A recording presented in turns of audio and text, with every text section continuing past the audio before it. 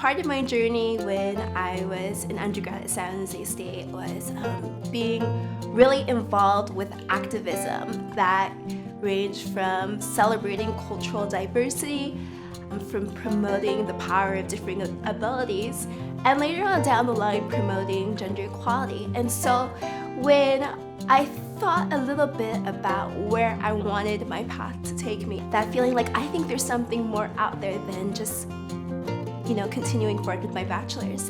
And I thought back to those outlets of activism that I pursued back here, and I realized, San Jose State is my home, and the teacher education program under this college is a really powerful warrior for social justice and equity.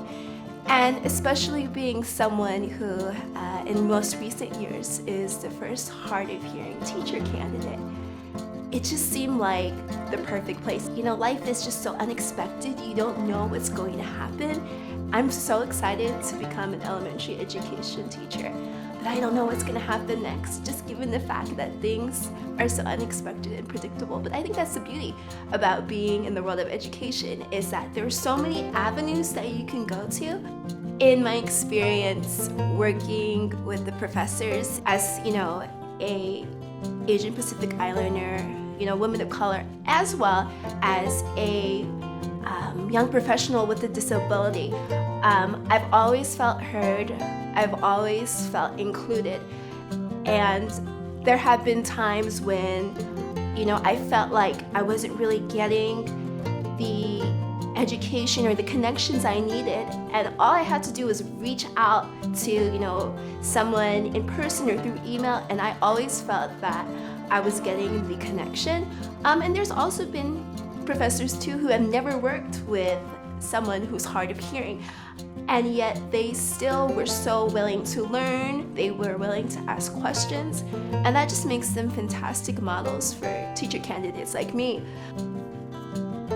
Growing up, I always felt that there was something more that I could do for others, and that feeling has only amplified as I got older, in large part because of my diagnosis with my hearing loss. I was diagnosed with a bilateral genetic hearing loss when I was 5, and received my first pair of green hearing aids when I was about 10 years old.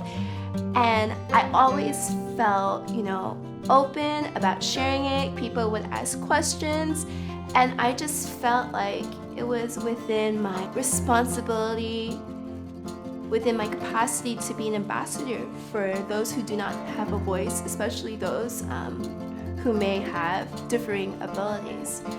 I've always felt very positive about it, but I've been especially challenged in how does my identity as a teacher with a hearing loss, mesh with that identity of being a young professional in education. And I started to realize, you can't really separate the two. They're me, they're who I am. And there's been, especially in the first few months in the program, there were a lot of questioning, being in the teacher placement, like, can I do this? I don't know if I can. I'm so nervous. Am I doing this right? And what came out of that was two things. One, we're not gonna know exactly everything. That's why we're here to learn. And number two, I think having gotten this far, one of the things that I would say to myself is, you can do this. You can absolutely do this. If all these people can get through the program, whatever it is that may be going on in their life, I can do it too.